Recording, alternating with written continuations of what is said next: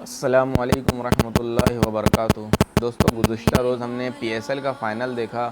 Final के ख़त्म होने के बाद जब सेरेमनी ख़त्म हो गई तो फ़तेह याब टीम ने फ़लस्तीन का झंडा लेकर पूरे ग्राउंड में लहराकर फ़लस्तीन की आवाम से यकजहती का इज़हार किया। कितना खूब अंदाज़ है हमारे स्टारों का फ़लस्तीन से यकजहती का इज़हार करने का। बहुत सारे लोग कह रहे हैं कि ये इज़हार यकजहती नहीं है, खुली मुनाफ़िक़त है कि पूरे टूर्नामेंट में जो है पीसीबी फ़लस्तीन का झंडा ले जाने पे पाबंदी लगा रही है, ले जाने नहीं दे रही, अंदर जो लेकर चले जा रहा है लहराने नहीं दे रही है, नारे नहीं लगाने दे रही है। और बड़े बड़े जो है उनके अगेंस्ट, जो उनके सपोर्ट कर रहे हैं फ़लस्तीन के अगेंस्ट जो ब्रांड है, उनके बड़े बड़े मोनोग्राम लगा के ग्राउंड में दिखा रही है पब्लिक को, उनके एडवर्टाइजमेंट कर रही है, उनसे स्पॉन्सर ले रही है। और आखिर में फ़ाइनल में उनके अगेंस्ट जो फ़लस्तीन के झंडे लहरा के उनसे यकजहती का इज़हार करना खुली मुनाफ़िक़त है। तो मैं समझता हूँ ये खुली मुनाफ़िक़त नहीं है, इसे कहते हैं जदीद दौर में सेल्फ़ डिफ़ेंस। इसे खुली मुनाफ़िक़त नहीं कहेंगे, ये सेल्फ़ डिफ़ेंस ये वही चीज़ है जो हमारे सियासतदान करते हैं अमूमन, क्योंकि उन्हें डर रहता है कि हम वो जो उनके कारनामे होते हैं जब वो पब्लिक में जाते हैं तो पब्लिक उनका जिस तरीके से इस्तकबाल करती है, मेरे ख़्याल से पीसीबी को और उनके प्लेयर्स को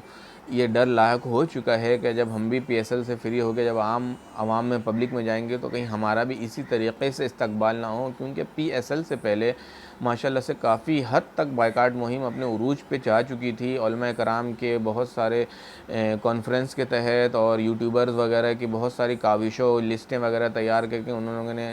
सोशल मीडिया में वायरल की, तो उसके तहत बहुत हद तक हम लोग जो है बायकाट की सतह के बुलंदी तक पहुँच चुके थे, जिसको बिल्कुल पीसीबी ने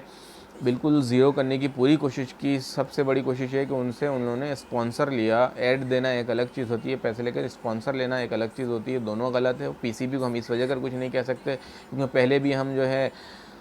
अपने हुक्मरानों को कुछ नहीं कह सक रहे थे, क्योंकि हुक्मरान कुछ कर ही नहीं सकते, वो मजबूर हैं कर्ज़ की बदौलत। तो पीसीबी उसी इदारे में का एक हिस्सा है हुक्मरानी का, तो उससे हम नहीं कह सकते। पर जो उनसे मुंसलिक स्टार्स प्लेयर्स हैं जिन्होंने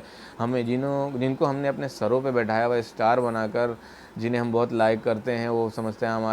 हमारी आवाम हमें पसंद करती है तो वो स्टार हैं, तो हमारे वजह से वो स्टार है, वरना वो कुछ भी नहीं है। तो वो स्टैंड ले सकते थे, उनको ज़्यादा यही ख़तरा था स्टैंड लेने से कि पीसीबी हमें बोर्ड से निकाल देगी, हमारा कॉन्ट्रैक्ट ख़त्म कर देगी, पीएसएल नहीं खेलने देगी, ये नुकसान का ख़तरा था उन्हें शायद। तो लेकिन मेरे ख़्याल से अगर 10 प्लेयर 11 प्लेयर टीम में खेलते हैं जो सेलेक्टेड हैं, सीनियर्स हैं, अगर वो एक साथ अगर बायकाट कर देते पीसीबी से, अगर मुतालबा भी कर देते, तो मुझे नहीं लगता कि पीसीबी इतना बड़ा स्टैंड ले सकती थी कि उन तमाम प्लेयर्स को पीएसएल से निकालना तो समझ में आता है, शायद निकाल देती, पर टीम से निकाल देना एक साथ उतने सारे प्लेयर्स को, मुझे नहीं लगता पीसीबी इतना बड़ा स्टैंड लेती। अगर हमारे ये प्लेयर्स ये स्टैंड ले लेते तो, पर प्लेयर्स डर का या अपने नुकसान का सोचकर ये स्टैंड नहीं ले सके मेरे ख़्याल से। लेकिन मेरे ख़्याल से जिन्हें हम इतना बड़ा स्टार बना के रखे हुए हैं कि हाँ ये तबलीगी जमात से सब ताल्लुक़ रखते हैं, ग्राउंड में नमाज़ पढ़ते हैं, जमात कराते हैं, पूरी दुनिया देखती है, इस्लाम का प्रचार हो रहा है,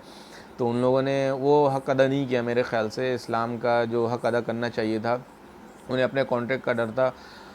पैसों की हालांकि उनके पास कोई कमी नहीं है, सालाना कॉन्ट्रैक्ट उनका अलग है, फी मैच कॉन्ट्रैक्ट अलग है, पीएसएल खेलने का कॉन्ट्रैक्ट अलग है, कोई दूसरे मुल्क लीग खेलने जाते हैं उनका कॉन्ट्रैक्ट अलग है, पैसे की कोई कमी नहीं। अगर वो पीएसएल से बाहर हो जाते, पीसीबी उनको ऑन नहीं करती,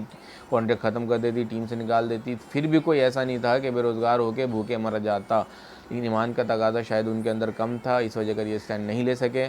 मेरे ख़्याल से हमारे इन प्लेयर से बेहतर वो रोनाल्डो है, जो मैच खेलने के बाद पूरे यहूदी दुनिया के सामने ख़ुद भी गैर मुस्लिम होते हुए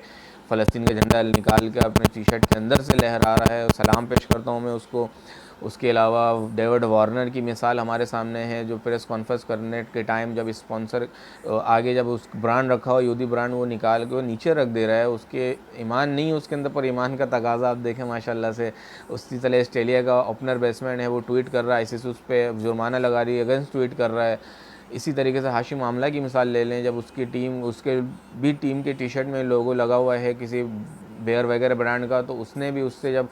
इख्तलाफ किया तो उसकी टीम ने, उसकी बोर्ड ने उस पर पाबंदी लगाई कुछ परसेंट, मैच के कुछ परसेंट की, तो उसने वो उस टैक्स को देने को तैयार हो गया, लेकिन वो ब्रांड लोगो लगाने को तैयार नहीं हुआ। ये होता है ईमान का तकाज़ा। अल्लाह तबारक व तआला सबके ईमान को सलामत रखे, बरकरार रखे, और हमारे प्लेयर्स जो स्टार हैं उनके भी ईमान को अल्लाह तबारक व तआला बढ़ाए। अल्लाह तबारक व तआला हम सब का हामी नासिर।